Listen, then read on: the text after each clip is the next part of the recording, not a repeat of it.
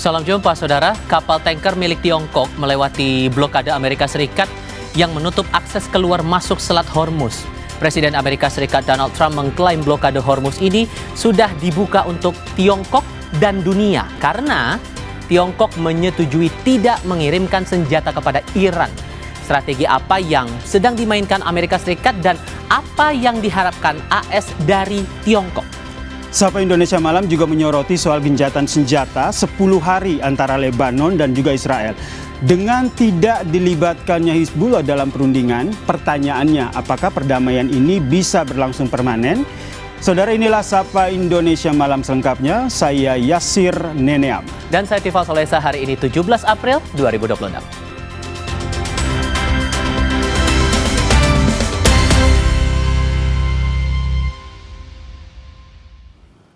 Saudara, pasukan Hizbullah merilis video serangan rudal ke wilayah Israel sebelum gencatan senjata antara Lebanon dan Israel dimulai.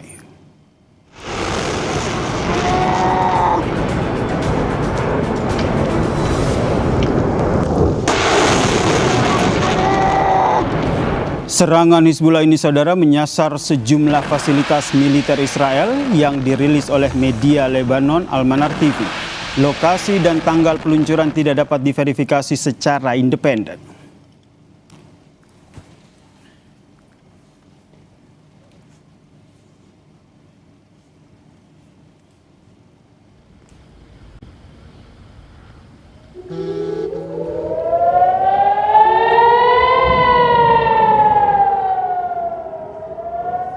Sejumlah roket Hezbollah terlihat di langit kota Naharia, wilayah pesisir utara Israel pada Kamis malam waktu setempat. Pertahanan Israel Iron Dome mencegat serangan roket Hezbollah tersebut seiring sirene menyala ke seluruh penjuru kota. Meski begitu, pecahan roket menyebabkan kerusakan dan korban di kota Naharia. Serangan terjadi beberapa jam sebelum gencatan senjata antara Israel dan Lebanon berlaku.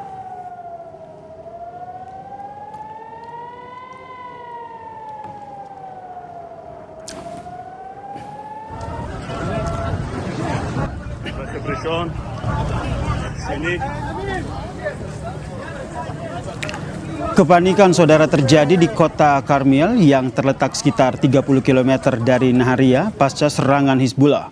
Media televisi Israel Channel 12 mengungkapkan sedikitnya ada 6 orang yang terluka akibat pecahan roket Hizbullah. Sementara itu di Naharia, organisasi layanan medis darurat Israel mengungkap ada 1 orang terluka akibat serangan tersebut.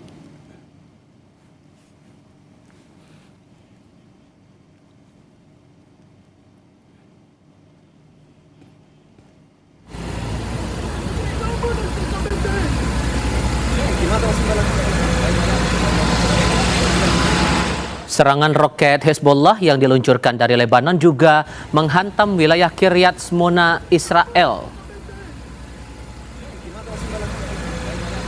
Serangan ini membakar kendaraan warga. Tidak ada korban jiwa akibat insiden ini.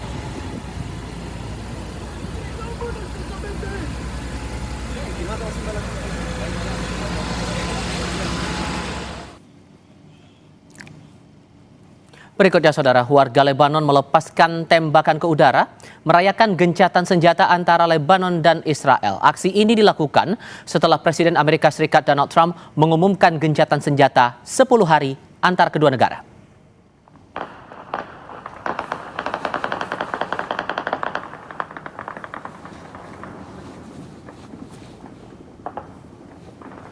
Tembakan bertubi-tubi terlihat di langit kota Beirut pada Kamis malam waktu setempat. Ini jadi bentuk perayaan warga Lebanon menyambut gencatan senjata selama 10 hari antara pemerintah Lebanon dengan Israel yang dimulai pada Jumat dini hari. Sebelumnya, pemerintah kedua negara telah bertemu di Washington DC, Amerika Serikat dalam negosiasi yang difasilitasi AS. Negosiasi terjadi setelah lebih dari 1 bulan perang antara Israel dan kelompok Hizbullah berbasis di Lebanon yang mendukung Iran.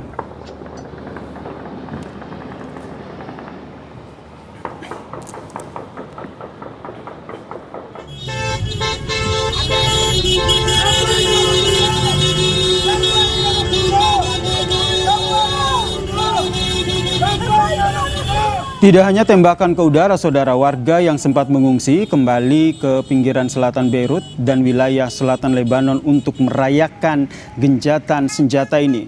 Langit Beirut pun diterangi oleh tembakan perayaan dan juga kembang api setelah gencatan senjata dimulai. Momen gencatan senjata ini juga dimanfaatkan banyak warga dengan menggunakan mobil dan juga sepeda motor untuk kembali ke desa-desa mereka guna memeriksa kondisi rumah dan harta benda mereka.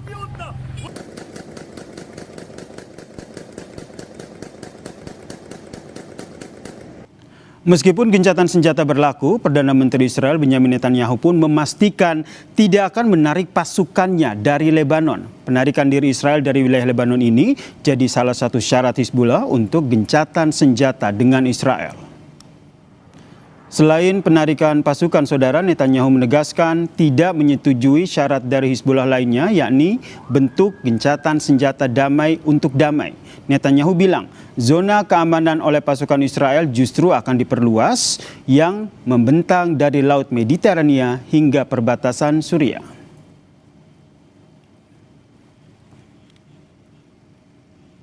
כדי להשיג את הפסקת האש, חיזבאללה התעקש על שני תנאים. התנאי הראשון, ישראל חייבת לסגת מכל שטחה של לבנון, עד הגבול הבינלאומי. תנאי שני, הפסקת אש במתכונת שקט תמורת שקט. לא הסכמתי לא לזה ולא לזה, ואכן שני התנאים האלה אינם מתקיימים. אנחנו נשארים בלבנון ברצועת ביטחון מעובה. זה לא 5 הנקודות שהיו לפני שהגעת הערים. זה רצועת ביטחון שמתחילה בים וממשיכה עד הר דוב ומבואות החרמון עד גבול סוריה. Sebelumnya, Presiden Amerika Serikat Donald Trump yakin Lebanon dan Israel akan mencapai kesepakatan. Di saat bersamaan, Trump bilang Israel akan fokus menangani kelompok Hizbullah untuk saat ini. I think we will have an agreement between Lebanon, and they're going to take care of Hezbollah. But they're going to be working on Hezbollah right now. But we'll have an agreement between Israel, very importantly, and Lebanon. Saudara, televisi pemerintah Iran menayangkan video pertemuan antara Presiden Iran dan delegasi Pakistan pada Kamis waktu setempat. Pertemuan terungkap di tengah kabar negosiasi putaran kedua antara Amerika Serikat dan Iran yang ditargetkan berlangsung pada pekan ini. Televisi pemerintah Iran menayangkan video pertemuan antara Presiden Iran dengan delegasi Pakistan yang dipimpin oleh kepala militernya. Menteri Luar Negeri Iran Abbas Araghchi juga hadir dalam pembicaraan antara Presiden Iran Masoud Pezeshkian dan Kepala Staf Angkatan Darat Pakistan Marsikal Lapangan Asim Munir. Pembawa berita televisi pemerintah menyebut Presiden Iran menyampaikan terima kasih kepada Islamabad sebagai mediator negosiasi dengan Amerika Serikat.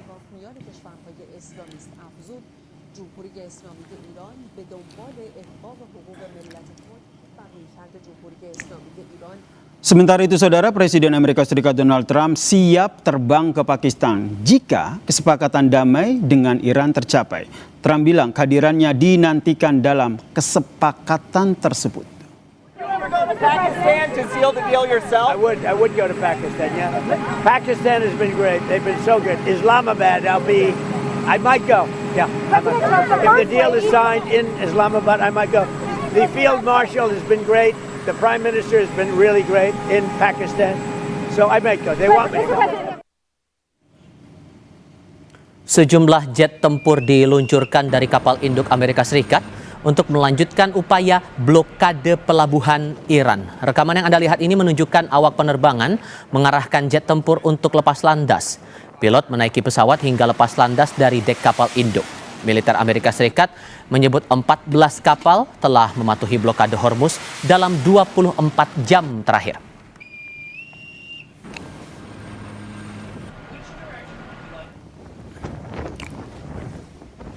Sementara itu, saudara, sejumlah kapal tanker minyak terhenti di Selat Hormuz di tengah blokade Angkatan Laut Amerika Serikat di pelabuhan-pelabuhan Iran.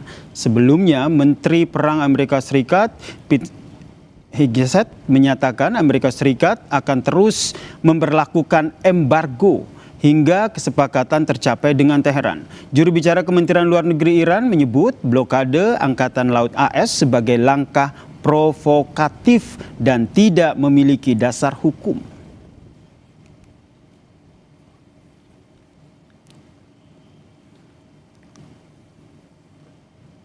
Presiden Amerika Serikat Donald Trump menyebut perang dengan Iran akan segera berakhir. AS menurut Trump punya kekuatan militer yang besar yang akan memaksa Iran tidak memiliki senjata nuklir. Dia menyebut perang berjalan lancar dan sesuai strategi. Dan Amerika Serikat telah melakukan apapun yang diinginkan.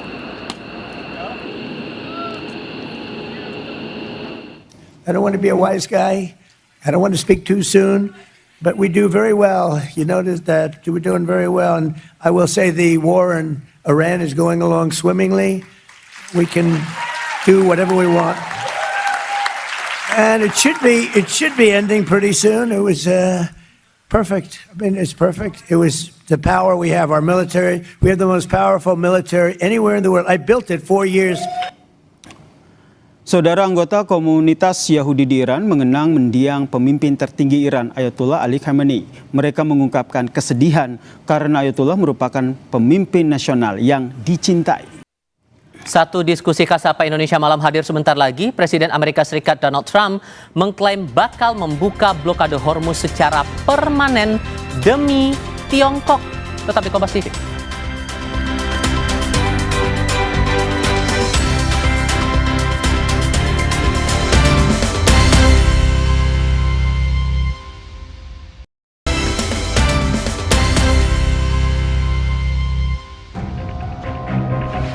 Presiden Amerika Serikat Donald Trump mengklaim bakal buka blokade Selat Hormuz secara permanen. Bahkan kapal tanker Tiongkok, Rich Terry, dikabarkan telah melewati jalur pelayaran Selat Hormuz di tengah ancaman blokade Amerika Serikat. Kapal itu tercatat jadi kapal pertama yang melewati Selat Hormuz sejak rencana blokade diumumkan meski masuk dalam daftar kapal yang terjerat sanksi Amerika Serikat. Trump lewat unggahan di akun media sosialnya menuliskan, Tiongkok sangat senang saya akan membuka blokade Hormuz secara permanen. Saya melakukannya untuk mereka, juga untuk dunia. Situasi ini tidak pernah terjadi lagi. Mereka telah setuju untuk tidak mengirimkan senjata ke Iran. Presiden Xi Jinping akan memberikan saya pelukan besar, gemuk dan hangat saat saya tiba di sana dalam beberapa minggu. Sementara itu rekaman dari sisi Iran di Selat Hormuz pada Kamis kemarin menunjukkan sejumlah kapal besar tanker minyak yang terhenti di tengah blokade Angkatan Laut Amerika Serikat. Komando Pusat Amerika Serikat CENTCOM mengklaim operasi bersifat selektif hanya berlaku untuk kapal yang memasuki atau meninggalkan pelabuhan Iran. Sebelumnya, Tiongkok mengecam tindakan Donald Trump yang memblokade pelabuhan-pelabuhan Iran di Selat Hormuz. Tiongkok menilai tindakan Trump hanya akan memperparah konflik dan merusak gencatan senjata yang sudah rapuh. Tiongkok menjelaskan, kedua belah pihak masih terpecah beberapa isu kunci yang menghalangi tercapainya kesepakatan. 关于美国总统特朗普访华，双方就此事保持着沟通。中方一贯反对没有国际法依据、未经联合国安理会授权的非法单边制裁。 Dosen Hubungan Internasional Binus University Tia Mariatul Kitbiah menilai Amerika Serikat mencoba strategi untuk mendekati Tiongkok. Namun Tia yakin strategi ini akan gagal untuk memengaruhi Tiongkok karena sejarah aliansi Tiongkok dan Iran yang sudah cukup lama. Merupakan bagian dari strategi Trump. Saya pikir ini adalah bagian strategi dari Trump yang ingin mengikuti strateginya Iran. Karena Iran kan selama ini melakukan approach terhadap negara-negara Uni Eropa, di mana mereka sebetulnya adalah merupakan aliansi Amerika Serikat. Dan ternyata strategi Iran ini berhasil. Negara-negara Uni Eropa yang awalnya mendukung dan memberikan airspace misalnya untuk Amerika Serikat menyerang Iran, ternyata berbalik arah. Nah, Trump sepertinya mau mengikuti jejaknya Iran begitu ya. Dia approach terhadap aliansi Iran, termasuk salah satunya adalah Cina begitu. Dia mencoba approach agar Cina berada di pihaknya. Tapi saya pikir ini tidak akan berhasil ya, karena hubungan bilateral antara Cina dengan Iran itu cukup permanen dan cukup mendalam begitu. Selat Hormuz saat ini di bawah blokade Iran dan juga Amerika Serikat. Sejak Senin 13 April 2026, Amerika Serikat memblokir jalur maritim dari dan ke pelabuhan Iran. Blokade ini pun mendapat kecaman dunia. Blokade Selat Hormuz dilakukan AS usai mandeknya negosiasi damai dengan Iran di Pakistan beberapa waktu lalu.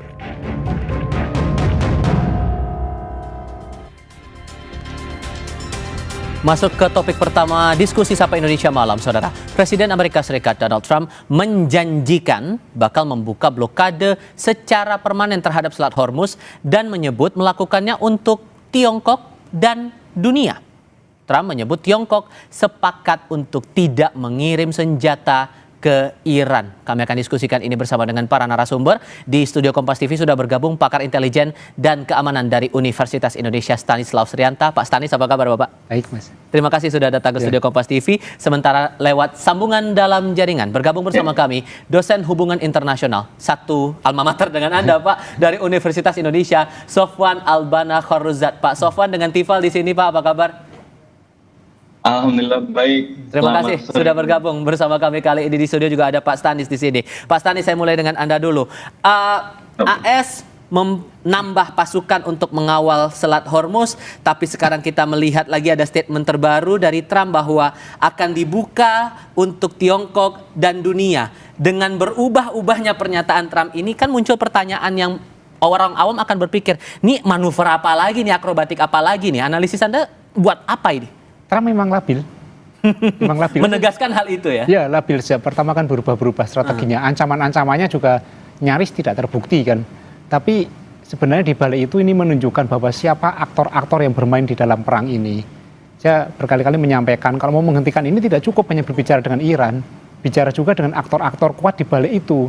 Seperti Cina, Rusia, dan termasuk aktor di belakang Amerika, Israel. Itu yang perlu diajak ngomong itu.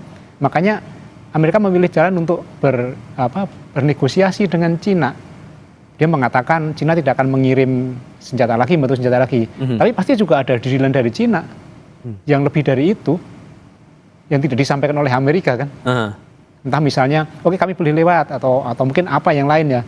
Dan kalau misalnya Cina membantu senjata untuk Iran kan juga tidak akan diumumkan ke Amerika kan.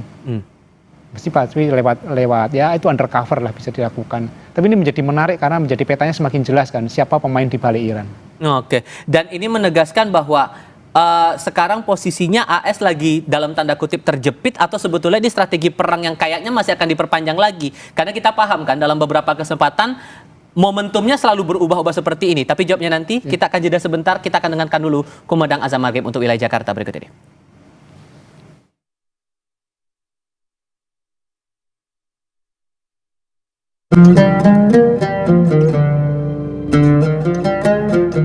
Allahu Akbar, Allahu Akbar, Allahu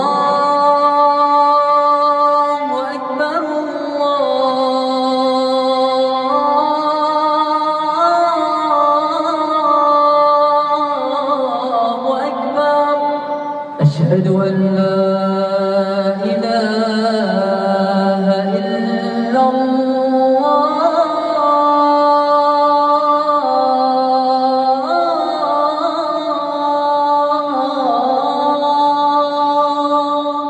أشهد أن لا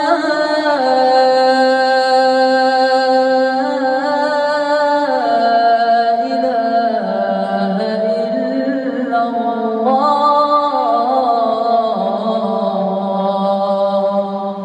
أشهد أن محمدا رسول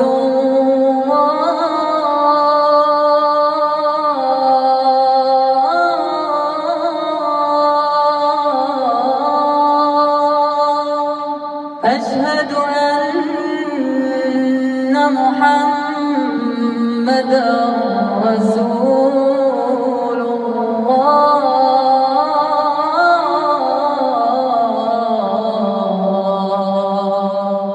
حي على الصلاة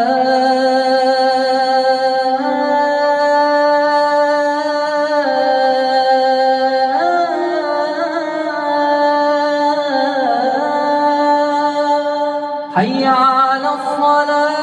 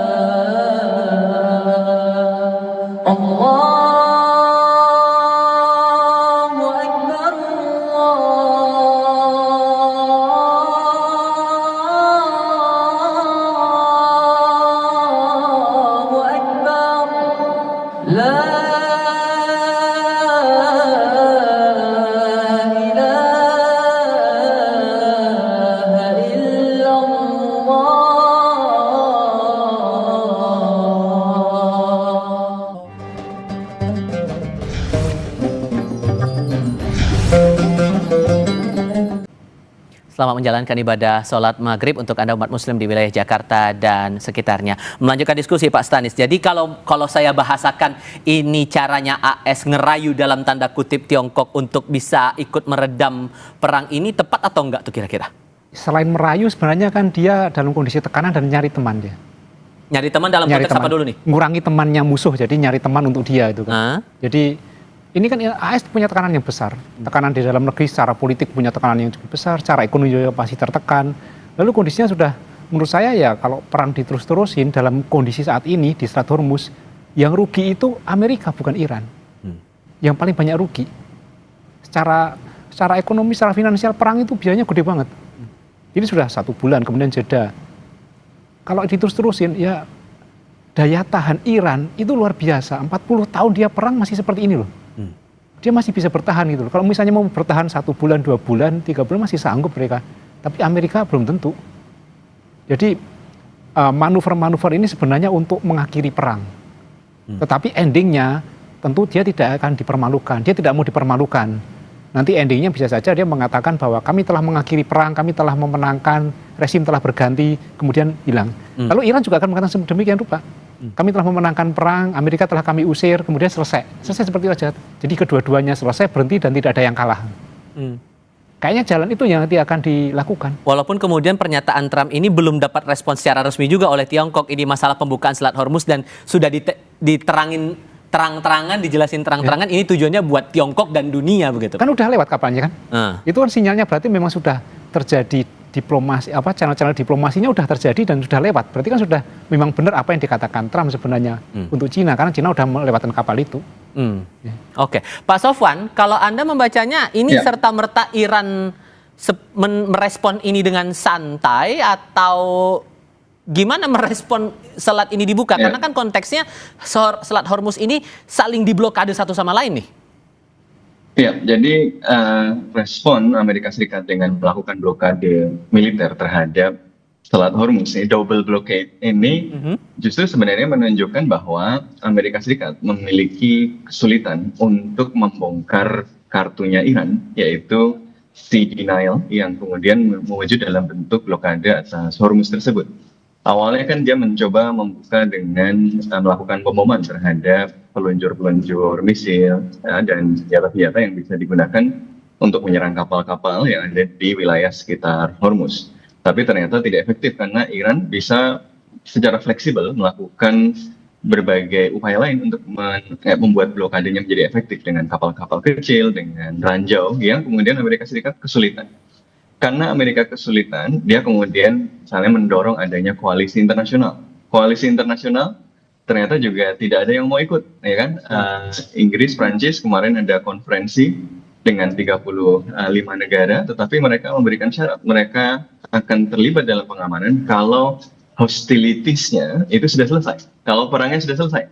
Kalau di dalam perang, mereka tidak mau ikut menjadi parti, apalagi serangan yang pertama yang dilakukan oleh Amerika Serikat dan Israel itu berisiko memang melanggar hukum internasional. Jadi mereka tidak mau terlibat di dalam kejahatan tersebut kan. Nah karena itu opsi yang tersedia buat Amerika ini relatif terbatas. Karena itu yang dilakukan Amerika Serikat kemudian, wah kalau Iran memblokade kita balik saja blokade. Awalnya Amerika Serikat bilang memblokade seluruh kapal, tapi kemudian akhirnya blokadenya untuk kapal yang hanya dari pelabuhan-pelabuhan Iran saja. Makanya Rich Terry itu kan boleh lepas selain karena dari Tiongkok, dia juga berangkatnya sebenarnya dari Uni Emirat Arab. Tapi sebenarnya setelah kita lihat beberapa hari, itu dicatat oleh Tanker Trackers, ini sebuah lembaga yang mencatat perjalanan kapal itu dari wilayah Hormuz itu, ada 9 juta barel minyak yang berhasil dikeluarkan dari pelabuhan Iran pada masa blokadenya Amerika Serikat. Artinya apa? Artinya blokade yang dilakukan oleh militer Amerika Serikat ini juga tidak terlalu efektif. Mengapa tidak terlalu efektif? Karena pertama, Iran sendiri itu sudah terlatih melakukan penyelundupan. Dia itu sudah diblokade dari tahun 2005 minimal gitu ya. Dia itu sudah mastering the art of shadow fleet. Dia mastering the art of menyelundupkan minyak misalnya dicampur dengan macam-macam lewat jalurnya Irak, lewat jalur berbagai negara lain gitu ya. Kemudian Amerika Serikat juga menghadapi risiko kalau kemudian kapal itu menuju ke Cina, kapal itu menuju ke negara-negara yang secara kapasitas militer Amerika Serikat tidak mau berurusan, kan tentu repot. Jadi blokade yang dilakukan oleh Amerika Serikat ini terlihat tidak sepenuhnya efektif dan terlihat lebih merupakan posturing untuk meningkatkan leverage Amerika Serikat dalam negosiasi. Sorry saya potong. Maka kalau konteksnya seperti ini, saat Iran masih pada posisinya, sementara AS Kadung sudah bilang bahwa Selat Hormuz ini dibuka untuk Tiongkok dan dunia, apakah publik secara umum, secara global, serta-merta bisa bernapas lega, atau harus antisipasi apalagi dengan tensi perang yang makin kesini makin tidak tentu nih arahnya bakal bagaimana, eskalasinya naik turunnya cukup dinamis seperti ini. Kita akan jawabnya itu nanti, kita jeda dulu sebentar ya, tetap di Kompas TV.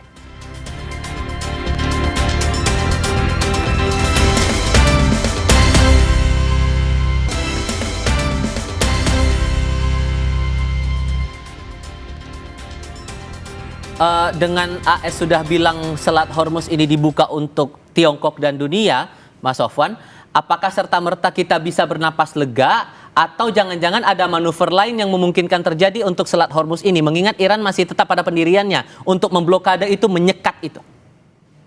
Iya, kalau versi Iran kan tidak melakukan blokade, tidak menutup Hormuz. Yang ditutup adalah Hormuz itu terhadap kapal-kapal yang hostile, kapal-kapal yang terlibat di dalam agresi terhadap Iran. Jadi yang kemudian disasar adalah kapal-kapal yang dianggap memiliki hubungan dengan Amerika Serikat dan Israel yang harus dibuktikan dengan kemudian ngasih tahu Iran dulu dan kemudian bernegosiasi dengan Iran. Kemudian ada gosip juga diminta bayaran untuk lewat dan seterusnya.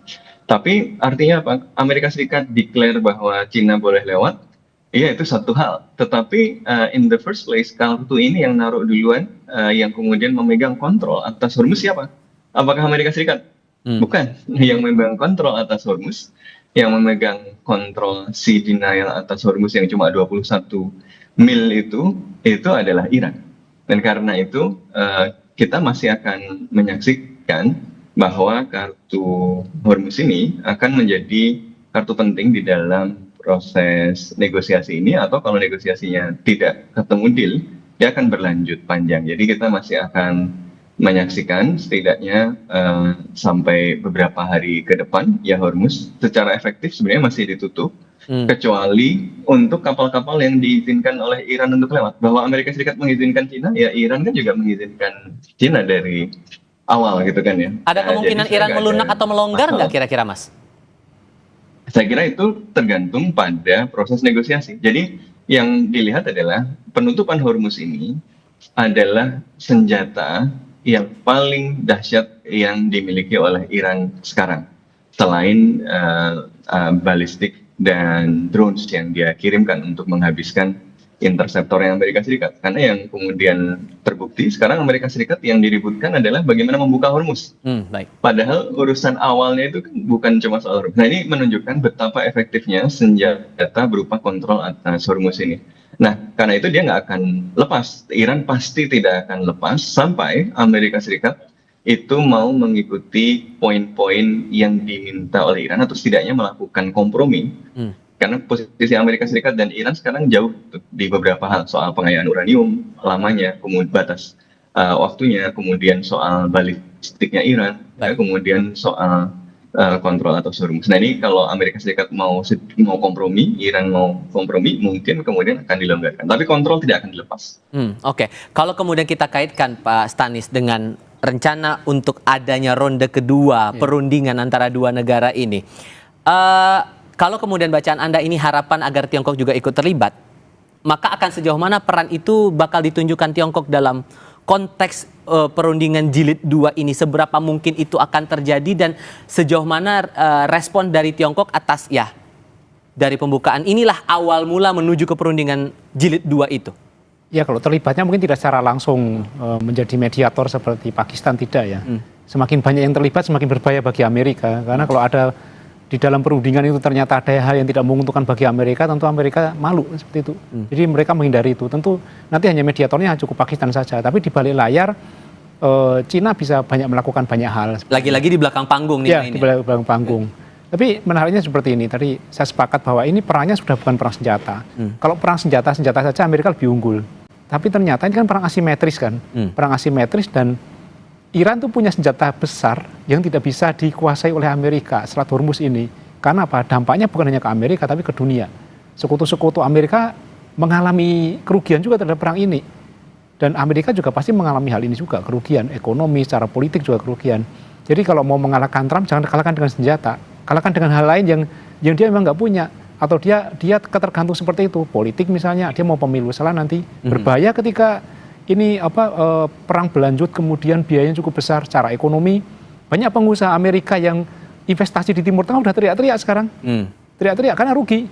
Dan ini saya kira menjadi hal yang penting juga bagi Trump untuk mengakhiri ini, dan dia pasti akan mencari jalan bagaimana caranya supaya perang ini berakhir kemudian tanpa malu. Ya, ibarat analoginya seperti ini, kalau kita main catur, kita mau kalah kan ada yang nakal kan, dirobohin semua catur kan, supaya selesai caturnya, jadi nggak ada yang kalah. Ya mirip seperti itu. Oke. Jadi kalau kita main catur, saya mau kalah nih, nakal saya kan, udah robohin aja. Jadi saya nggak jadi kalah itu, dan nggak jadi menang juga maksudnya. Ada kemungkinan Iran juga posisinya bakal melunak nggak kira-kira dalam waktu dekat ini? Iran kan sebenarnya selama dia nggak diserang dia akan selesai kan, seperti itu aja dia. Selama nggak diserang, nggak diganggu, dia selesai. Tapi ketika dia diganggu, dia akan menggunakan senjata terberatnya itu, Selat Hormuz. Jadi Iran posisinya ya udah, yang penting nggak nyerang itu loh, nggak menyerang dan nggak mengganggu dia itu. Oke. Kalau mengarah ke rencana ronde kedua dari perundingan antara AS dan Iran ini, Mas Sofwan, sejauh mana hubungannya, relasinya ngeklik nggak tuh dengan upaya AS ini bakal membuka blokade itu untuk dunia bahkan? Ya, saya kira yang diinginkan Amerika Serikat adalah perang ini segera berakhir. Karena yang dilawan oleh Donald Trump ini waktu. Nah, dia November nanti ada midterm election. Dan kalau perangnya berlanjut, harga-harga masih naik, popularitasnya turun, ada risiko Republik akan kalah, dan itu akan membahayakan posisi politik Amerika Serikat. Dan kosnya juga sudah sangat mahal. Jadi dia ingin keluar secepat-cepatnya. Jadi apakah kemudian akan kemudian ngeklik dengan rencana kesepakatan ini? Saya kira kalau kita lihat moodnya, Amerika Serikat mengirimkan sinyal akan segera keluar. Problemnya ini kan tinggal siapa yang kemudian lebih menyesuaikan dengan permintaan pihak yang lain. Dan kita harus ingat, ada spoiler, ada wild card di situ namanya Israel. Tapi ini kabar baik kemarin kan, tadi malam kita menyaksikan bahwa Israel dan Lebanon diumumkan oleh Donald Trump sudah menyepakati gencatan senjata sementara untuk kemudian bernegosiasi. Artinya apa? Ketika pengumuman Amerika Serikat dan Israel itu gencatan senjata, dan Amerika Serikat dan Iran itu gencatan senjata, Israel kan tidak menerima. Tadinya masih nyerang Lebanon kan. Yeah. Kemudian Iran dan Pakistan insist bahwa Lebanon harus masuk di dalam kesepakatan ini. Bahwa kemudian Amerika Serikat itu meminta dan memaksa to some extent Lebanon dan Israel untuk bernegosiasi dengan ceasefire itu, artinya Amerika Serikat ingin keluar. Amerika Serikat mengirimkan pesan kepada Iran, yuk ini gue sudah kasih kompromi nih sedikit nih, gue paksa sekutu gue si Israel ini untuk kemudian berhenti sebentar. Walaupun kemudian dari Netanyahu menyebut pasukannya tidak akan angkat kaki dari Lebanon. Betul. Makanya ini sifatnya masih temporary. Ini kayak naruh kartu, tapi kartunya nggak semuanya dibuka, gitu kan. Jadi ini akan sangat tergantung. Jadi semuanya itu sedang meletakkan kartu di meja untuk kemudian bernegosiasi di negosiasi tahap 2 nanti. Semuanya memberikan dawar, memberikan sinyal bahwa mereka siap konsesi, tapi jangan dieksploitasi, gitu ya. Nah, ini masih akan sangat dinamis di dalam proses negosiasi. Karena itu kedua belah pihak juga masih membuka opsi. Amerika Serikat asetnya belum ada yang ditarik dari Timur Tengah. Iran itu juga sudah siap untuk berperang. Dia tidak percaya bahwa Amerika Serikat akan berkomitmen. Israel juga masih naruh pasukan di Lebanon. Artinya ini kita berada di dalam sebuah persimpangan yang akan ditentukan oleh negosiasi dalam beberapa hari ke depan. Kalau kemudian win setnya ketemu, titik komprominya ketemu, ini mungkin akan berakhir, walaupun menurut saya ini mungkin juga akan sementara saja, beberapa waktu gitu ya, karena semuanya pasti masih memiliki kendala distrust ya, mereka tidak mempercayai satu sama lain, sehingga peluang konfliknya kemudian muncul lagi akan muncul. Tetapi setidaknya untuk fase ini, untuk episode ini, ada keinginan dari Amerika Serikat, yaitu aktor yang paling kuat secara militer untuk mengakhiri ini. Nah, kita lihat perkembangan berikutnya. Oke, kalau menurut Anda Pak Stanis, Israel akan jadi ganjalan baru berikutnya, ditambah lagi pernyataan gak cuman memastikan pasukannya tetap berada di Lebanon, tidak akan angkat kaki, tapi malah mengancam akan memperluas serangan. Ya selama ini memang ganjalannya kan memang Israel kan, dia akan terus menjadi ganjalan, jadi dia akan manuver-manuver terus. Jadi ini nampaknya perang mungkin akan jeda, tapi permusuhan akan terus terjadi. Tapi bukan berarti permusuhan harus dilakukan perang terus tidak. Ini perangnya jeda nanti. Perangnya jeda, bisa jadi nanti muncul lagi, jeda lagi. Permusuhannya yang terus berlanjut. Yaitu memang tabiatnya Israel dan Amerika. Anda juga sepakat Pak Sofwan soal ini?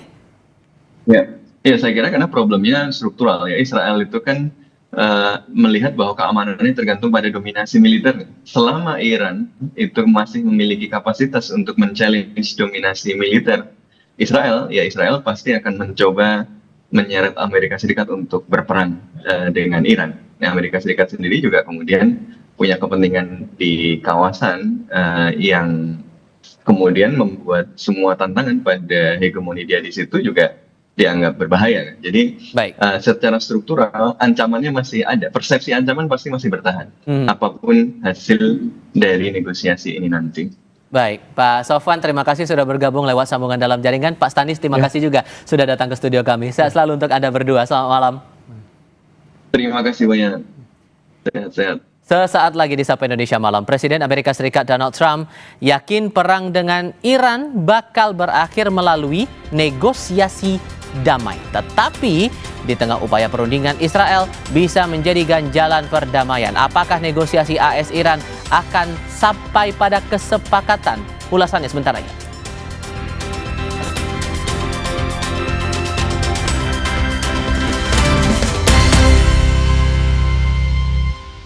Baru, teh pucuk Less Sugar. Dari 100% pucuk teh pilihan. Seger, enak lagi. Pilihan lebih sehat dari Bepom. Teh pucuk Less Sugar. Rendah gulanya, enak rasanya. Baru sari gandum peanut butter. Wah, kacang. Iya, selai kacangnya asli, tebal, selembut butter, manis, asin, gurih. Selai kacangnya asli, tebal lagi. Baru sari gandum peanut butter. Gurihnya creamy latte, kalau belum coba, pasti nggak nyangka. Terbuat dari kopi Great Brazil dan susu New Zealand, bikin kopinya gurih. Iya, gurih. Penasaran kan? Coba deh, pasti nggak nyangka. Creamy latte, kopi latte, gurih. Ramen, yes. Wah, dari mie sedap, baru. Legendaris Jepang, Hakata Chicken Ramen. Sugoi. Mie-nya lurus, kuah pahitannya yang putih dan creamy, flavorful khas Hakata. Tokyo Chicken Yakitori, perpaduan manis gurih umami khas Tokyo. Ada crispy tempuranya. Oishi. Mie-nya lurus, diseruput campur sur. Ramen yang the best, pasti ramen yes. Dari Wings Food. Tiap orang punya semangatnya masing-masing untuk memberikan yang terbaik. Terima kasih untuk kamu yang tidak bercerita, tapi selalu semangat 100%. Kopi Kapal Api. Jelas lebih enak. Wow! Ini Wow Spaghetti, beli 2 gratis 1. Ayo baru sekarang. Wow Spaghetti, beli 2 gratis 1. Zaman now, makannya wow.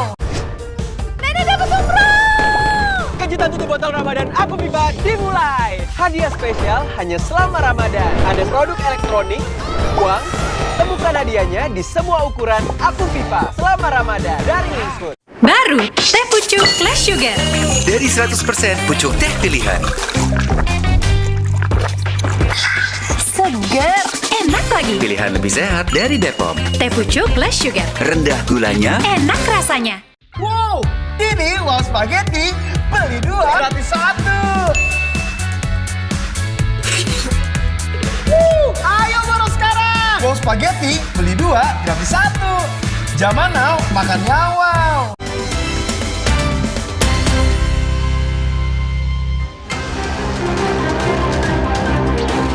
it was close to everyone. I mean, I view it as very close to everyone.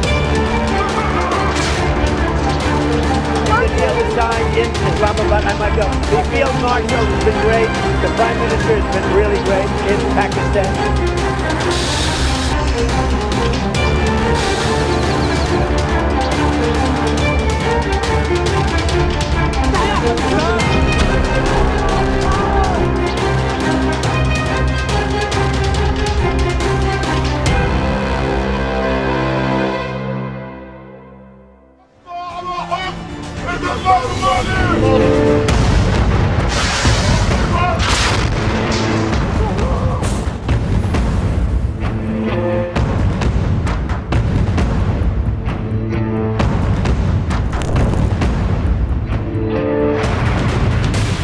Amerika Serikat dan Iran kini sedang mengupayakan kembali perundingan damai yang gagal capai kesepakatan akhir pekan lalu. Namun di tengah upaya ini muncul kekhawatiran sekutu Amerika Serikat, Israel, bakal mengacaukan perundingan. Sebab konflik dengan milisi Hizbullah di Lebanon masih terus terjadi. Di sisi lain, sengkarut di Selat Hormuz juga berpotensi membuat perundingan kian alot. Presiden Amerika Serikat Donald Trump membuka kemungkinan adanya pembicaraan lanjutan dengan Iran. Trump mengaku ada pihak Iran yang menghubunginya untuk membuat kesepakatan. Trump bahkan siap terbang ke Pakistan jika kesepakatan damai dengan Iran tercapai. I would go to Pakistan, yeah. Pakistan has been great. They've been so good. Islamabad, I might go. Yeah, I might go. If the deal is signed in Islamabad, I might go. The field marshal has been great. The prime minister has been really great in Pakistan. So I might go. They want me to go. Juru bicara Kementerian Luar Negeri Iran mengakui negaranya masih berkomunikasi dengan Amerika Serikat melalui perantara Pakistan.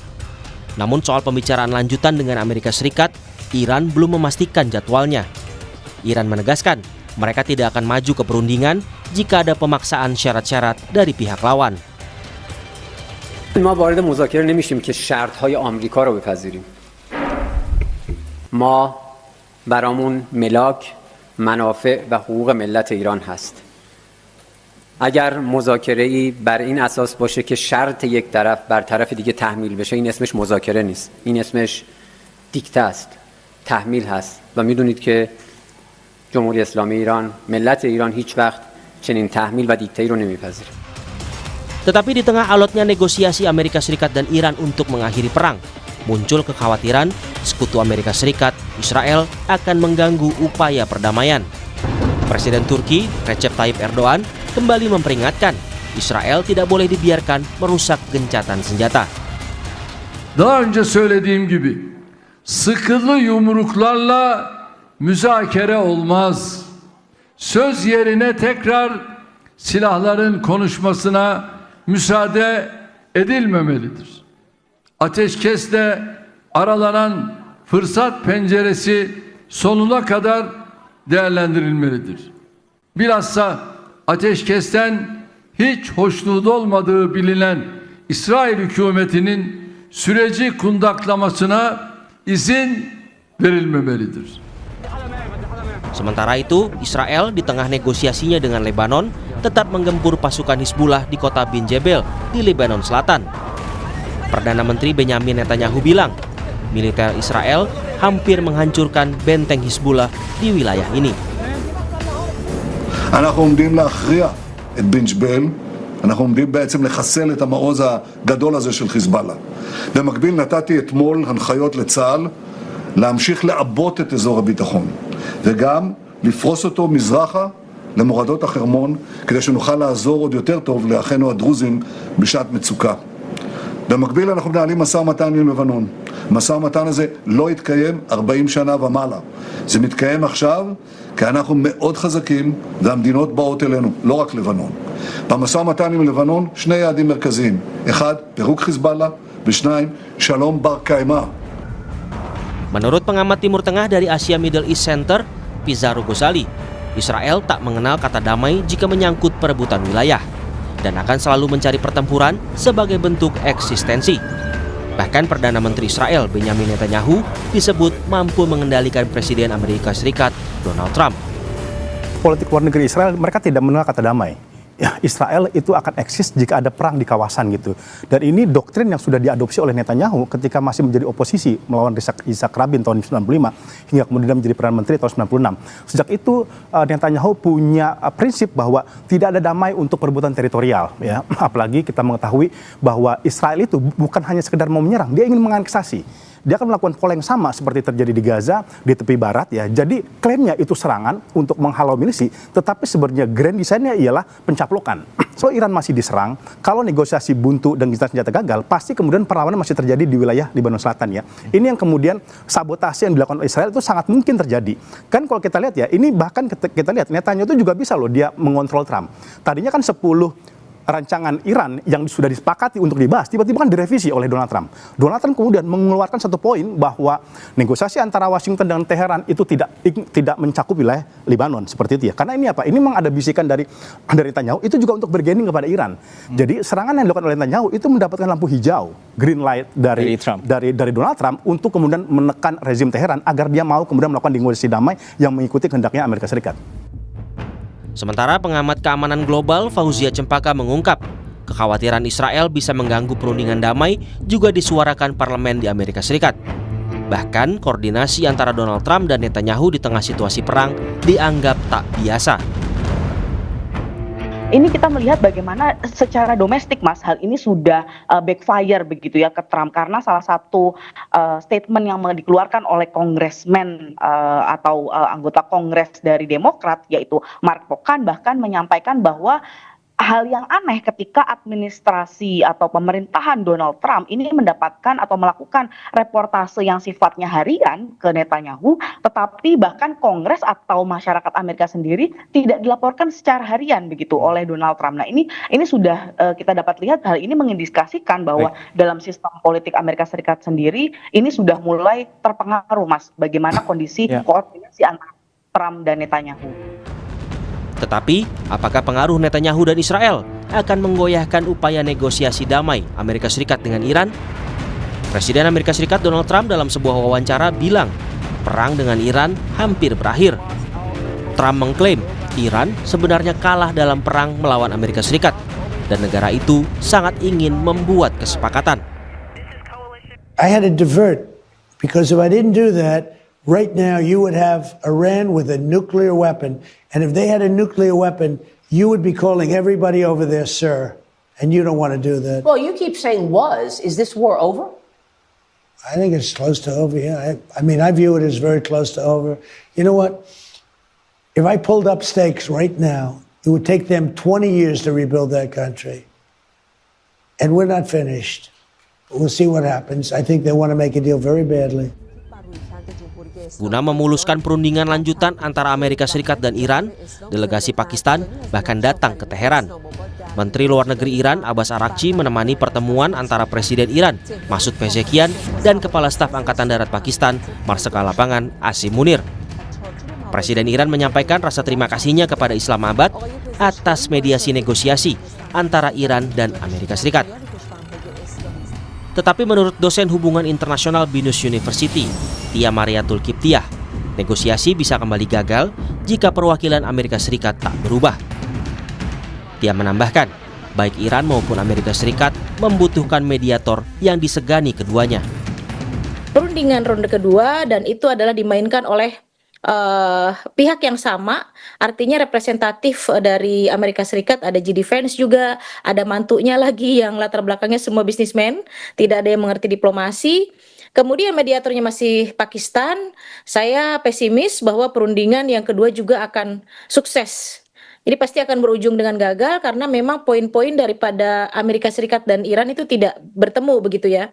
Apalagi kalau sampai diprovokasi atau digrecoki istilahnya oleh Israel.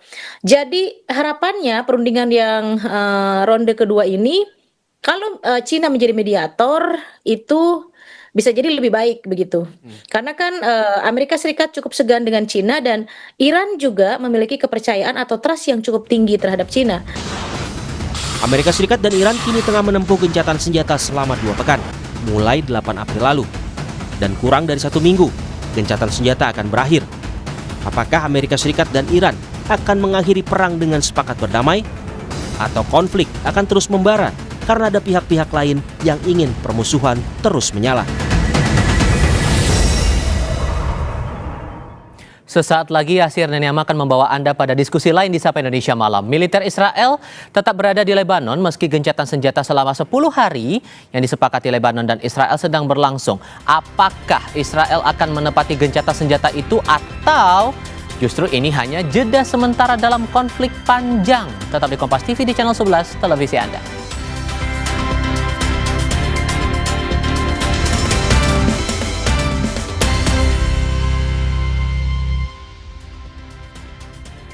Saya Yasir Neniama melanjutkan informasi di Sapa Indonesia Malam, Saudara. Warga Lebanon melepaskan tembakan ke udara merayakan gencatan senjata antara Lebanon dan Israel. Aksi ini dilakukan setelah Presiden Amerika Serikat Donald Trump mengumumkan gencatan senjata 10 hari antara kedua negara.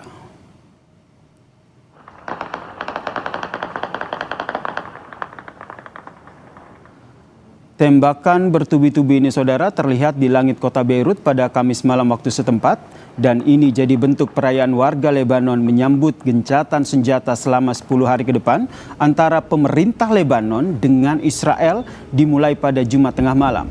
Sebelumnya, Saudara, pemerintahan dari kedua negara tersebut telah bertemu di Washington DC dalam negosiasi yang difasilitasi oleh Amerika Serikat. Negosiasi tersebut terjadi setelah lebih dari sebulan perang antara Israel dan juga kelompok Hizbullah yang berbasis di Lebanon yang mendukung Iran.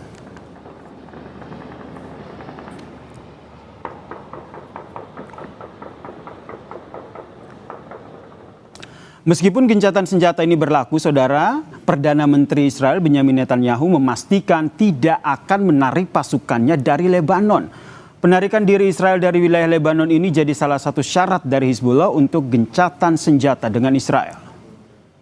Selain penarikan pasukan, Saudara, Netanyahu menegaskan tidak menyetujui syarat Hizbullah lainnya, yakni bentuk gencatan senjata damai untuk damai.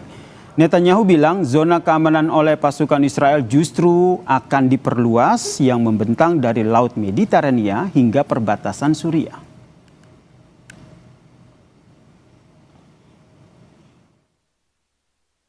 כדי להשיג את הפסקת האש, חיזבאללה התעקש על שני תנאים. התנאי ראשון, ישראל חייבת לסגת מכל שטחה של לבנון, עד הגבול הבינלאומי. תנאי שני, הפסקת אש במתכונת שקט תמורת שקט. לא הסכמתי לא לזה ולא לזה, ואכן שני התנאים האלה אינם מתקיימים. אנחנו נשארים בלבנון ברצועת ביטחון מעובה. זה לא 5 הנקודות שהיו לפני שהגעת הערים. זה רצועת ביטחון שמתחילה בים, וממשיכה עד הר דוב ומבואות החרמון עד גבול סוריה.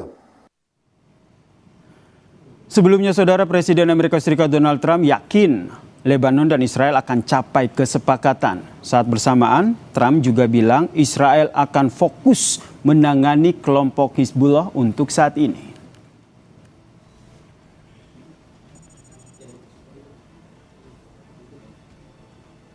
I think we will have an agreement between Lebanon, and they're going to take care of Hezbollah. But they're going to be working on Hezbollah right now. But we'll have an agreement between Israel, very importantly, and Lebanon. Saudara, gencatan senjata antara Israel dan juga Lebanon resmi dimulai sejak pukul 00 dini hari waktu setempat pada 16 April 2026 dan akan berlangsung selama 10 hari ke depan. Kesepakatan ini mencakup penghentian operasi militer di wilayah Lebanon, pembatasan kepemilikan senjata yang hanya dipegang oleh militer Lebanon, serta rencana negosiasi lanjutan terkait dengan perbatasan kedua negara. Meskipun demikian, Israel ternyata dilaporkan tetap mempertahankan pasukannya di zona militer. Pertanyaannya, Saudara, bagaimana membaca dinamika gencatan senjata ini? Apakah benar-benar menjadi langkah menuju perdamaian atau justru hanya jeda sementara dalam konflik yang panjang ini?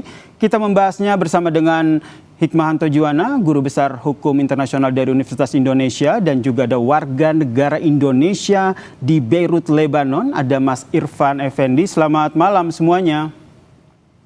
Selamat malam, Mas Yasir. Saya ingin ke Mas Irfan dulu nih untuk tahu update kondisi di Lebanon sekarang seperti apa sejak gencatan senjata ini, Mas Irfan. Oke, selamat siang. Ini waktu di Lebanon. Sekarang saya sedang ada di Seperti yang kita lihat sendiri untuk kondisi di Lebanon sekarang sangat ramai. Tapi hari ini ada pemandangan yang agak beda. Karena sejak adanya ceasefire malam tadi, para pengungsi yang kemarin sudah hampir 1 bulan ini memenuhi kota Beirut, semuanya sekarang berbondong-bondong menuju ke selatan. Nah, sebenarnya dari himbauan dari masyarakat, dari pejabat di ini Lebanon sendiri, ya mereka kalau bisa jangan kembali ke selatan dulu sampai benar-benar ada ini arahan kalau mereka benar-benar bisa kembali ke selatan. Karena seperti yang tadi yang ada di berita-berita bahwa banyak teman-teman yang sudah sampai ke selatan sana, mereka menemukan bom-bom yang masih ditanam atau masih ada senjata yang masih ada di sana. Jadi di sana kalau menurut militer Lebanon sendiri masih rawan untuk teman-teman yang mau kembali ke selatan sana. Begitu untuk sekarang di Beirut. Kalau bacaan Anda, Mas Irfan, yang ada di sana tentu lebih tahu bagaimana kondisi dan apa yang menjadi POV dari masyarakat Lebanon pada umumnya. Mereka sendiri sebenarnya optimis nggak sih dengan gencatan senjata antara Israel dan juga Lebanon? Karena kalau kita lihat ini nih aktor militernya yaitu Hizbullah ini tidak dilibatkan secara langsung, Mas Irfan. Dari teman-teman yang mereka pro dengan apa Hizbullah ya, mereka menganggap itu sebagai kemenangan, ya kan? Maksudnya mereka menganggap bahwa pasukan Zionis ini mereka tidak mampu mencapai tujuan mereka di Lebanon. Dan seperti yang kita lihat juga malam tadi bahwa banyak sekali konvoi-konvoi yang menunjukkan bahwa mereka teman-teman Hizbullah ini mereka menganggap ini sebagai sebuah kemenangan. Dan dari mereka juga dari kelompok Hizbullah ini mereka menganggap adanya ceasefire ini yang dilakukan oleh pejabat Lebanon dengan orang-orang Zionis, ya teman-teman dari yang mereka pro dengan Hizbullah mereka nggak setuju.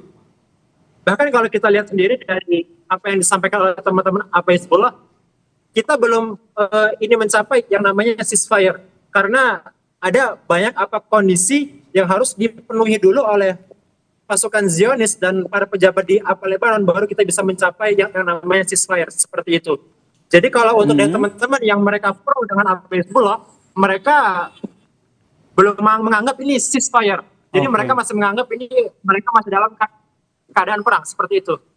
Oke, saya ingin ke Prof. Hikmah. Prof. Hikmah, Anda bacanya seperti apa? Anda melihat ini gencatan senjata 10 hari ke depan ini akan seefektif apa? Kenapa pertanyaan demikian? Kalau kita lihat pertama, aktor militernya yaitu Hizbullah tidak terlibat. Sementara itu dari Israel sendiri menyatakan bahwa mereka tidak mau menarik pasukan mereka dari Lebanon. Ya, pertama ya yang kita perlu pahami bahwa Hezbollah ini kan sering disebut sebagai negara di dalam negara. Jadi Hezbollah ini suatu kekuatan di Lebanon yang sebenarnya tidak bisa juga didikte oleh pemerintah Lebanon. Pertama itu. Yang kedua, kalau kita lihat kemarin perundingan atau pembicaraan perdamaian yang difasilitasi oleh Amerika Serikat, ini kan antara pemerintah Lebanon dengan Israel yang sebenarnya tidak melibatkan Hezbollah. Nah, dalam konteks seperti itu, memang kenapa Lebanon yang berhadapan dengan Israel? Memang karena secara formal Lebanon yang memegang pemerintahan di sana ya, tentunya.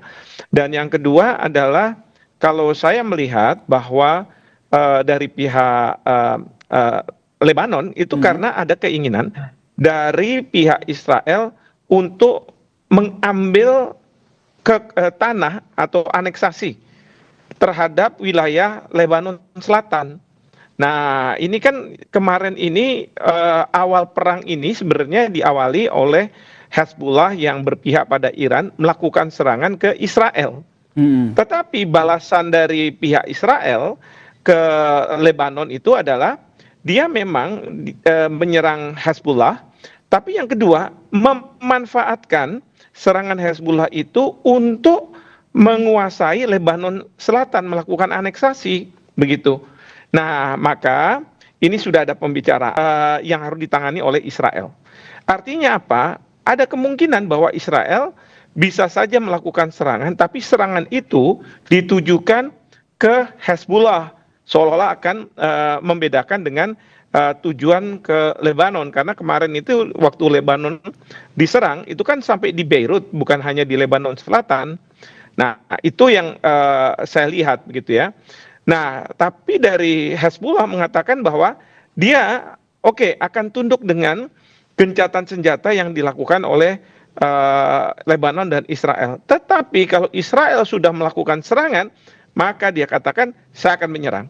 Itu yang saya baca. Jadi Anda membacanya ini sebenarnya gencatan senjata ini masih belum terlalu kuat kalau kedua belah pihak ini tidak menahan diri, baik dari Israel yang kalau seandainya seperti yang tadi disampaikan bahwa kalau seandainya Israel menyerang ya Hizbullah juga akan menyerang balik. Karena kalau kita lihat dalam salah satu poin gencatan senjata ini kan terkait dengan pembatasan kepemilikan senjata yang hanya boleh dipegang oleh militer Lebanon. Apakah menurut Anda ini salah satu hal yang mungkin nanti bisa disetujui oleh Hizbullah? Ya, itu kan pembicaraan antara Israel dengan Lebanon ya, tidak melibatkan Hezbollah. Nah, tentu Hezbollah, ya dia akan punya pendirian mereka sendiri. Tetapi yang pasti gini, perdamaian yang dilakukan ini sebenarnya berkaitan dengan keinginan atau permintaan Iran. Kalau Iran akan melakukan perdamaian dengan pihak Amerika Serikat, kan sudah dikatakan, maka hentikan serangan ke Hezbollah gitu ya, ke Lebanon. Nah, ini kan dikaitkan. Jadi Trump itu mengatakan bahwa kalau kita tidak bisa menghentikan serangan ke Lebanon oleh Israel, maka yang dikhawatirkan adalah perundingan kedua antara Iran dengan Amerika Serikat ini tidak akan terjadi. Begitu. Oke, berarti ini Prof bisa dibaca menjadi salah satu langkah yang diambil oleh langkah strategis yang diambil oleh Amerika Serikat untuk menuju perjanjian tahap 2 antara Amerika Serikat dan juga Iran. Betul sekali. Karena mungkin saya melihat ya, Israel itu kan selalu mensabotase kalau Amerika Serikat akan sampai pada titik damai dengan Iran. Karena Israel tidak mau Amerika Serikat keluar dari perang ini. Kalau perlu terus diserang, Amerika Serikat menyerang Iran sampai tujuan Israel tercapai, yaitu pergantian rezim dari sistemullah ke sistem kerajaan. Nah, oleh karena itu kemarin ini setelah katakanlah Amerika dengan Iran mau membicarakan perdamaian, kan kemudian ada serangan ke Lebanon. Ya, yang intens sekali begitu. Dan waktu itu Iran mengatakan sebenarnya saya mau berunding asalkan Israel tidak lagi menyerang Lebanon, Hezbollah sebenarnya yang disampaikan sekutunya. Nah, tapi ini ya waktu itu kan masih ada serangan-serangan. Nah, sekarang mungkin untuk tahap yang kedua, perundingan tahap kedua, ya Amerika Serikat tentu. Karena Presiden Trump mengatakan tinggal sedikit lagi nih kita yang bisa disepakati. Soal nuklir mungkin kan sudah hampir bisa disepakati. Tinggal sekarang yang diperkaya ini mau ditaruh di mana nih? Nggak mungkin di Iran karena Amerika Serikat akan curiga. Tapi Iran juga bilang hentikan dulu serangan Israel ke sekutu saya Hezbollah itu. Oke. Seperti itu.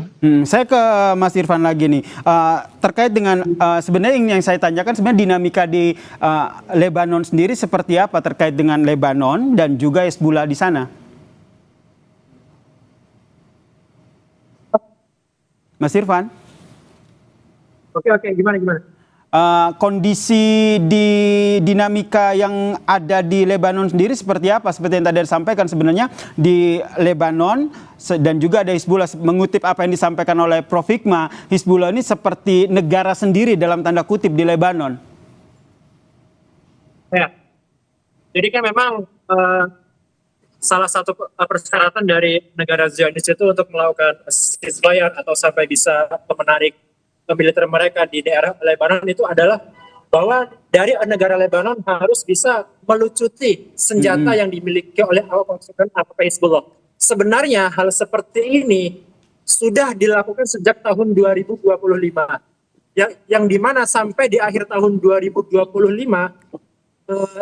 dari negara Zionis ini mereka mengancam kepada negara di Lebanon bahwa jika di Lebanon mereka nggak bisa melucuti senjata dari pasukan Hezbollah, maka pasukan Zionis akan melakukan penyerangan dari awal tahun.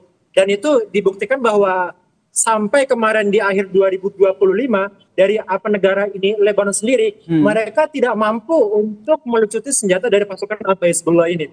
Dan dari pasukan Hezbollah sendiri, dari sekjennya juga mengatakan dalam kondisi perang ini mereka menyebutkan bahwa kita cuma punya dua pilihan, yaitu kita mengalahkan pasukan Zionis sampai selesai atau kita bertaruh sampai titik darah terakhir.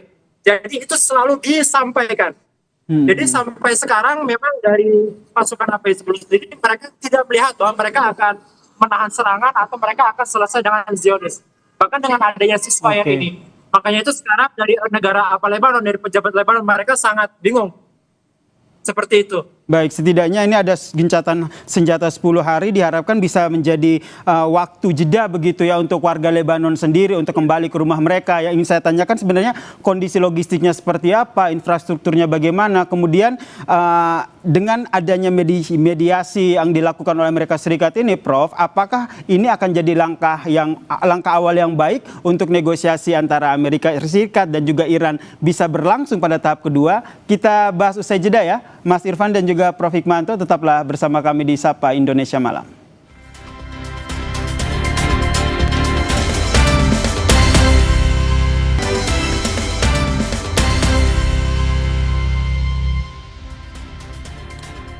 Gencatan senjata antara Israel dan Lebanon ini berlangsung selama 10 hari. Ini yang masih menjadi topik bahasan kita. Saya ingin ke Mas Irfan Effendi, warga negara Indonesia yang berada di Lebanon. Mas Irfan, sebenarnya apa yang sebenarnya terjadi dan menjadi dinamika di Lebanon sendiri yang belum terpotret oleh dunia, termasuk di Indonesia?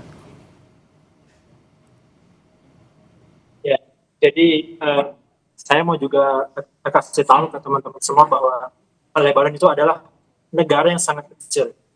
Itu sangat kecil banget. Tapi di dalamnya ada 18 sekte agama.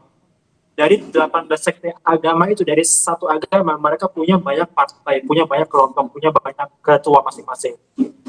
Jadi karena itu di Lebanon, ketika ada satu kelompok yang sudah itu melakukan sesuatu yang di luar konteks dari negara, maka nanti itu akan menimbulkan banyak masalah seperti itu.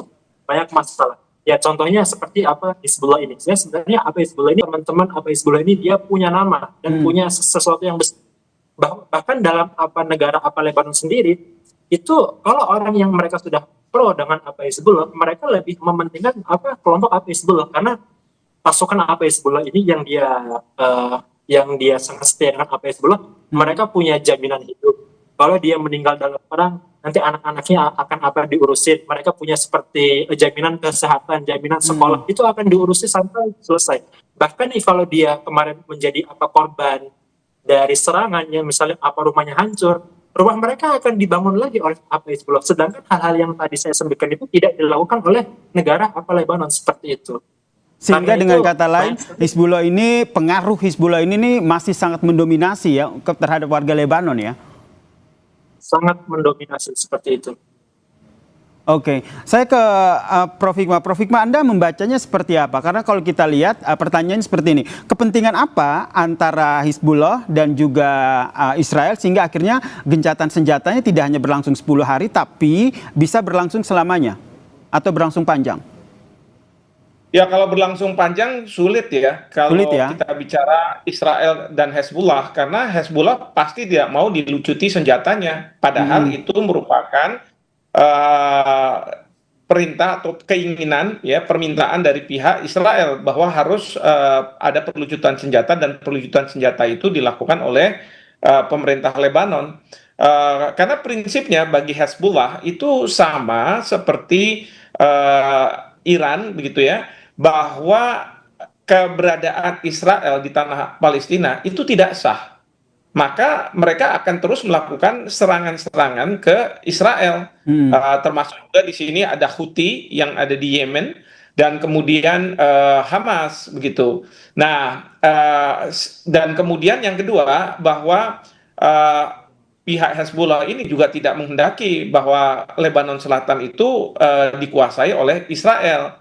Nah, ini yang garisnya kira-kira sama dengan pemerintah Lebanon, karena pemerintah Lebanon juga mengatakan bahwa kalau soal wilayah ya saya nggak mau, tapi kalau soal serangan ke Israel karena Israel itu tidak seharusnya ada di sana, mungkin Lebanon akan mengatakan ya two state solution lah, dengan catatan Lebanon kan udah state gitu ya, ada dengan ini apa namanya dengan Israel yang ada di sana. Tapi kalau dari Hezbollah enggak, Hezbollah mintanya supaya tidak ada Israel itu di tanah Palestina begitu. Makanya kalau kita lihat nih, Israel sendiri dengan tegas menyatakan tidak akan menarik pasukannya dari Lebanon Selatan begitu. Kenapa akhirnya Lebanon Selatan ini yang menjadi yang menjadi lokasi yang akhirnya diperebutkan ataupun menjadi konflik utama antara Hezbollah dan juga Israel ini, Prof?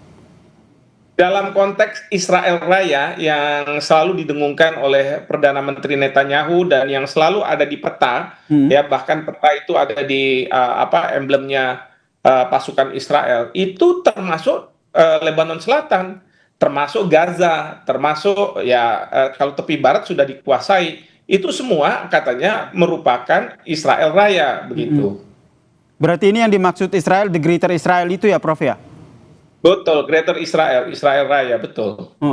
Nah, yang menarik adalah saya ingin ke Mas Irfan juga, Mas Irfan. Setidaknya kan ini ada gencatan senjata 10 hari begitulah. Warga di Lebanon yang selama ini khawatir masih dalam bayang-bayang serangan dari Israel, tentu akhirnya bisa sedikit bernafas lega begitu. Saya ingin tahu kondisi di sana seperti apa terkait dengan infrastruktur, kemudian logistik sendiri. Kalau infrastruktur di sini ya seperti misalnya jalan akses ini utama dari Beirut ke selatan, maksudnya dari bagian utara Lebanon sampai ke selatan, sampai kota-kota di perbatasan sana. Itu banyak jembatan yang setelah sungai Inilitani yang memang kemarin yang diancam oleh Zionis, itu semua jembatannya hampir semuanya sudah putus semua, mungkin 95% semua sudah putus. Bahkan yang hari ini yang masyarakat yang kemarin mengungsi dan kembali ke selatan, untuk melewati jembatan itu mereka harus dibantu oleh alat berat yang dibantu oleh militer dari Israel Lebanon sendiri, seperti itu. Jadi kalau untuk jalanan yang akses dari Beirut ke selatan ke perbatasan itu hampir semuanya sudah diputus. Jadi yang kemarin diserang habis-habisan oleh pasukan Zionis. Termasuk kemudian salah satu jembatan yang menuju, saya lupa namanya, tapi ada informasi beritanya juga sudah tayang, itu salah satu jembatan yang menghubungkan dengan Lebanon Selatan, yaitu juga sudah hancur ya? Ya, betul. Oke. Kalau untuk silakan dilanjutkan, Mas Irfan. Kalau untuk logistik sendiri untuk di Lebanon, alhamdulillah semuanya masih lancar ya. Kecuali misalnya logistik yang akan masuk ke daerah selatan mungkin agak sulit. Tapi kalau untuk ke daerah Lebanon yang lainnya alhamdulillah masih lancar. Cuman di sini sedikit mungkin ada harga bensin atau harga minyak yang sudah naik sekitar 40% dari awal perang kemarin, awal eskalasi. Seperti itu. Baik, saya ke Prof Hikmah lagi. Prof Hikmah, yang menarik dari gencatan senjata antara Israel dan Lebanon ini kan sebenarnya difasilitasi oleh Amerika Serikat. Tadi juga sempat disinggung oleh Prof, sebenarnya ada motivasi lain dari Amerika Serikat dalam memediasi ini.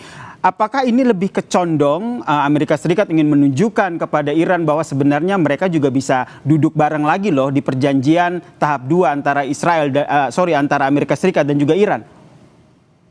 Ya, memang sebenarnya tidak memberikan contoh, tetapi karena ada permintaan dari Iran agar Israel itu tidak melakukan serangan terhadap Iran dan sekutu-sekutunya. Ya, jadi kalau serangan Israel ke Iran kan sudah tidak ada lagi setelah Amerika Serikat tidak menyerang dan sudah ada gencatan senjata. Betul. Nah, tetapi kan yang jadi masalah itu definisi apakah cuma Iran atau Iran dan sekutu-sekutunya. Nah, kalau Amerika Serikat kemarin dengan Israel mengatakan, oh enggak, kalau misalnya sekutunya dalam konteks Hezbollah, Israel boleh melakukan serangan itu, ya, tidak termasuk dalam konteks gencatan senjata antara Amerika Serikat dengan Iran, ya. Nah, di sini berbeda pendapat. Iran bilang enggak, harus gitu ya. Maka pertemuan kedua, prasyarat dari pihak Iran, ya harus berhenti dulu serangan dari pihak Israel ke Hezbollah, sekutu dari Iran, begitu. Iya. Nah, ini yang terus kemudian dimediasi oleh Menteri Luar Negeri Marco Rubio, duta besar dari Israel dan duta besar Lebanon di Amerika Serikat, ya, untuk membicarakan Israel, sudah jangan ada serangan lagi. Israel bilang oke, saya nggak akan serangan, tetapi posisi saya yang sudah di Lebanon Selatan itu yang melewati garis batas yang pasukan kita di PBB, perdamaian UNIFIL itu sudah dilewati oleh pihak Israel. Itu tadinya kan ada batas zona yang sudah disepakati bahwa Hezbollah tidak boleh melewati, Israel juga tidak boleh melewati. Nah, sekarang itu sudah dilewati oleh Israel. Nah, sudah dilewati, sudah menguasai Lebanon Selatan. Makanya dia mengatakan bahwa warga Lebanon yang ada di Lebanon Selatan keluar. Ya, karena mereka akan melakukan serangan terhadap Hezbollah. Hezbollah juga basisnya ada di Lebanon Selatan. Oke, ini kita nantikan seperti eskalasi yang terjadi di sana, tapi harapan kita ini gencatan senjatanya akan terus berlangsung lama begitu ya. Termaksud Marifan Effendi yang masih berada di Lebanon. Sehat selalu ya Mas di sana, selalu jaga kesehatan dan semoga warga negara Indonesia yang ada di Lebanon tetap aman begitu. Terima kasih Mas Irfan Effendi dan juga Prof. Hikmanto Juwana, Guru Besar Hubungan Internasional dari Universitas Indonesia telah berbagi perspektifnya di Sapa Indonesia Malam. Salam sehat semuanya. Terima kasih. Dan saudara, usai jeda, Sapa Indonesia Malam akan hadir dengan informasi terkait dengan korban penyiraman air keras. Aktivis Kontras Andri Yunus menyurati Presiden Prabowo minta bentuk tim gabungan pencari fakta independen.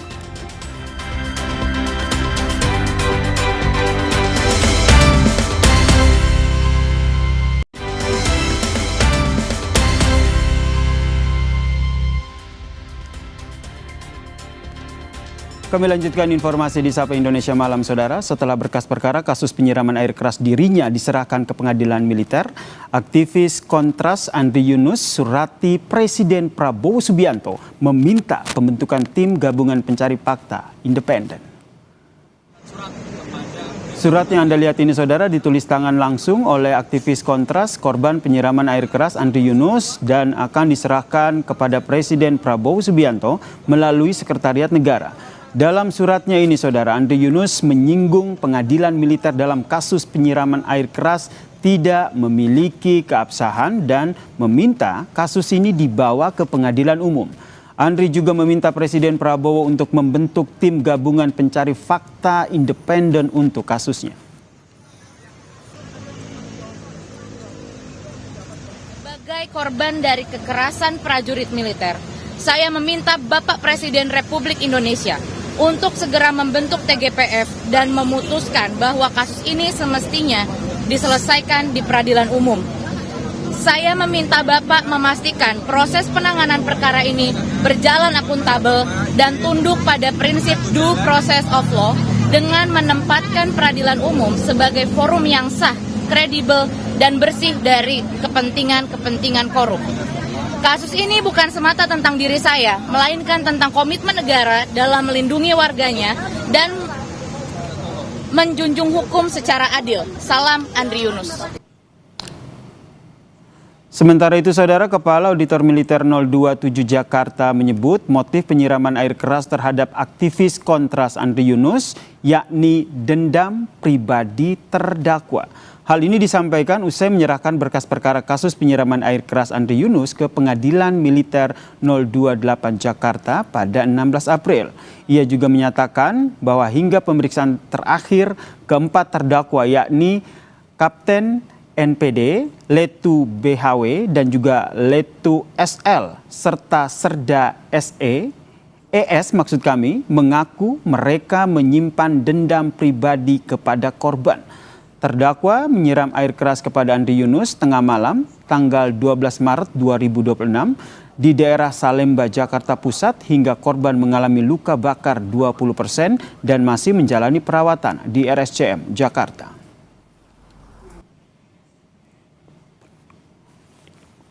Untuk motif sampai dengan saat ini yang kami dalami melalui berita acara pemeriksaan bahwa motif yang dilakukan oleh para terdakwa ini masih dendam pribadi terhadap saudara AY ini. Demikian. Sorotan lain, Saudara, Polda Metro Jaya menghentikan penyidikan tersangka Rismon Sianipar dalam kasus tudingan ijazah palsu Joko Widodo. Penghentian penyidikan terhadap Rismon tersebut tidak menggugurkan status tersangka lainnya di persidangan. Polisi sudah menerbitkan surat perintah penghentian penyidikan atau SP3 usai Rismon Sianipar berdamai dengan Jokowi. Iman menyatakan penghentian penyidikan terhadap Rismon tidak menggugurkan status tersangka lainnya di persidangan. Menurutnya, Rismon sudah menemui Joko Widodo di kediamannya di Solo pada 12 Maret 2026. Dalam pertemuan tersebut, Saudara, Jokowi telah memaafkan Rismon yang sudah menuduh ijazahnya palsu. Hari lalu berarti. Ya? Oke ya. Oke, rekan.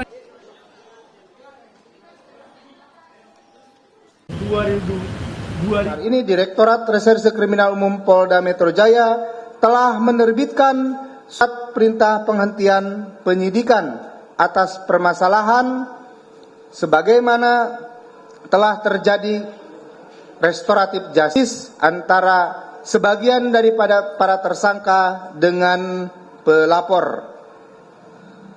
Terhadap tersangka yang menempuh cara pembuktian dalam persidangan di pengadilan sehingga proses hukumnya tetap berlanjut. Pada hari Kamis tanggal 12 Maret 2026 di kediaman Insinyur Haji Joko Widodo telah terjadi pertemuan antara RHS dengan Insinyur Haji Joko Widodo. Dalam pertemuan tersebut RHS meminta maaf secara langsung kepada Insinyur Haji Joko Widodo karena telah menuduh ijazah sarjana Insinyur Haji Joko Widodo tersebut palsu dan skripsi berikut lembar pengesahannya. Selanjutnya, Insinyur Haji Joko Widodo menerima permintaan maaf tersebut. Sementara itu, Saudara, Tifauzia Tiasuma atau Dr. Tifa menuding penghentian penyidikan pada tersangka kasus fitnah ijazah Jokowi merupakan strategi yang dijalankan oleh Joko Widodo. Hal tersebut disampaikan Tifa sebagai respons atas penerbitan surat perintah penghentian penyidikan atau SP3 Rismon Sianipar. Menurut Tifa, Jokowi melakukan berbagai upaya agar seluruh tersangka kasus fitnah ijazah Jokowi mengajukan restoratif justice. Hal tersebut disampaikan Tifa dalam konferensi pers pada Jumat sore di Jakarta.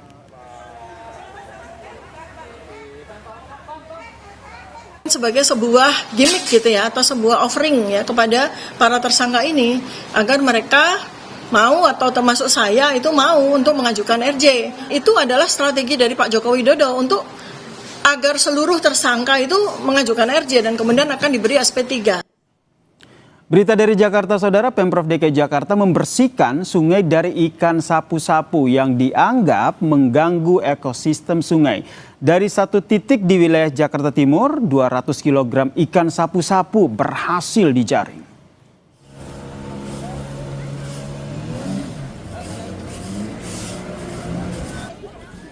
Ini dia, Saudara, perburuan ikan sapu-sapu yang dilakukan dengan menggunakan perahu karet serta menebar jaring di sepanjang Kali Ciliwung yang serentak dilakukan di 10 kecamatan di Jakarta Timur, Saudara. Hasilnya ada ratusan kilogram ikan sapu-sapu yang terjaring dan langsung dipindahkan ke pinggir kali untuk dikumpulkan. Wali Kota Jakarta Timur meminta agar warga tidak mengonsumsi atau memanfaatkan ikan sapu-sapu yang telah mengandung timbal dan juga merkuri ini.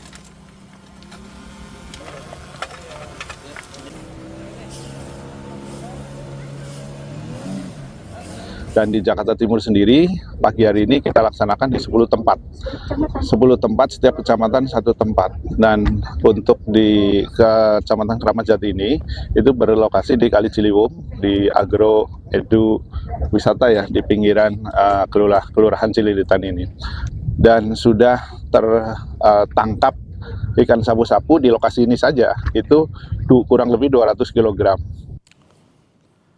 Sementara itu, saudara, kalau di Jakarta Barat, wali kotanya memancing semangat petugas dengan memberikan hadiah Rp25.000 per kilogram ikan sapu-sapu per kelompok.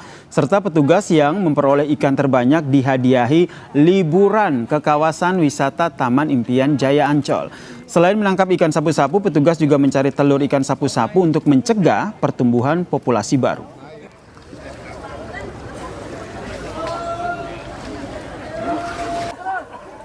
Ke depan kita akan tentu lakukan secara terpadu dan kita akan jadwalkan di posisi kali yang ada di Jakarta Barat.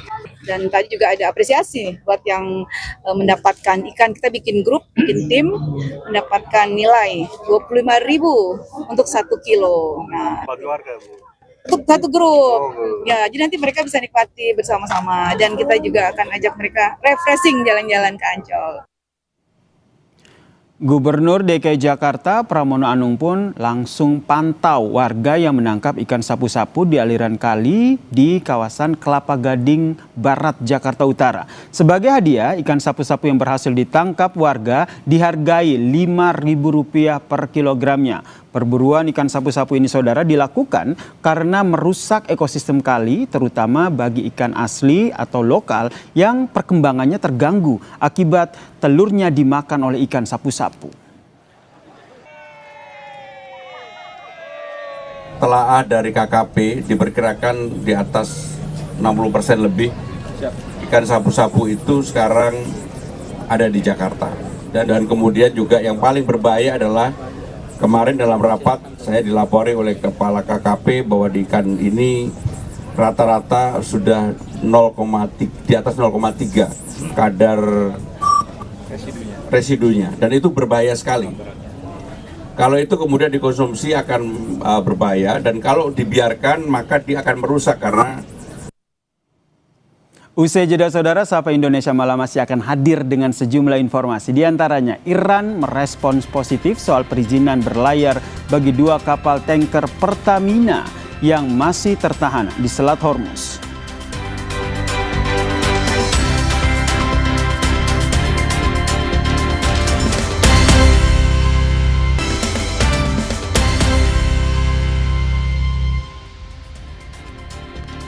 Bertemu kembali, saudara. Iran merespons positif soal perizinan berlayar bagi 2 kapal tanker Pertamina yang masih tertahan di Selat Hormuz.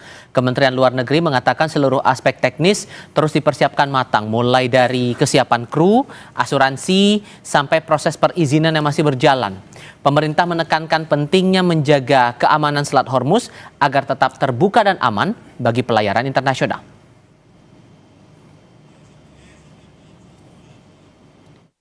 Kementerian Luar Negeri terus berkoordinasi secara intensif dengan seluruh pihak, termasuk Angkatan Bersenjata Iran dan Kementerian Luar Negeri Iran, untuk menindaklanjuti sinyal positif yang telah disampaikan pemerintah Iran pada pertengahan Maret lalu, khususnya bagi kapal Pertamina, dan kita akan terus memantau dan memastikan kesiapan teknis, termasuk kesiapan kru, asuransi, dan sebagainya, agar kedua kapal tersebut dapat melintas dengan lancar. Kita juga menolak segala bentuk ancaman terhadap kapal niaga dan menekankan bahwa keselamatan pelaut itu harus menjadi prioritas yang utama. Di sisi lain, Menteri ESDM Bahlil Lahadalia menemui Presiden Prabowo Subianto untuk melaporkan hasil negosiasi dengan Rusia mengenai pasokan minyak mentah. Nah, hasilnya Rusia bersedia memasok minyak mentah ke Indonesia, termasuk untuk kedepannya berencana akan membangun infrastruktur kilang minyak di tanah air. Di tengah gejolak perang AS dan Iran, kini pemerintah Indonesia fokus mencari pasokan minyak mentah dari berbagai sumber dan tidak bergantung pada satu negara. Bahlil juga menyatakan harga BBM bersubsidi tidak akan naik hingga akhir tahun 2026. Di tengah kondisi global yang seperti ini, kita harus mampu mencari cadangan-cadangan minyak dari berbagai sumber. Tidak hanya di satu negara, tapi di hampir semua negara. Alhamdulillah kemarin atas arahan Bapak Presiden, sudah saya bertemu dengan Menteri ESDM dan utusan khusus daripada Presiden Putin. Dan kabarnya Alhamdulillah cukup menggembirakan. bahwa kita akan mendapat pasokan crude dari Rusia. Kami sudah bersepakat atas arahan Bapak Presiden bahwa harga BBM untuk subsidi tidak akan dinaikkan sampai dengan akhir tahun, insya Allah sampai selama-lamanya. Ya. Terima kasih Anda telah menyaksikan Sapa Indonesia Malam, Saudara. Dan jangan lupa perbaharui terus informasi Anda di Kompas TV dengan 3 botol air mineral 700 ml yang setara dengan 2 liter air untuk 1 hari penuh kesejukan. Saya Yasir Nenek Ama. Dan saya Tifal Solesa pamit, berhubung besok sudah hari Sabtu, jadi selamat menyambut akhir pekan, selamat malam dan sampai jumpa lagi.